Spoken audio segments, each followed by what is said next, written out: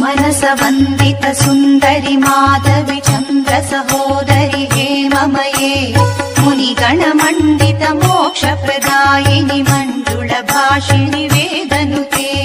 पङ्कजवासिनि देवसुपूजित सद्गुणवर्षिणि शान्तियुते जय जय हे मधुसूदन कामिनि आदिलक्ष्मि सदा पालय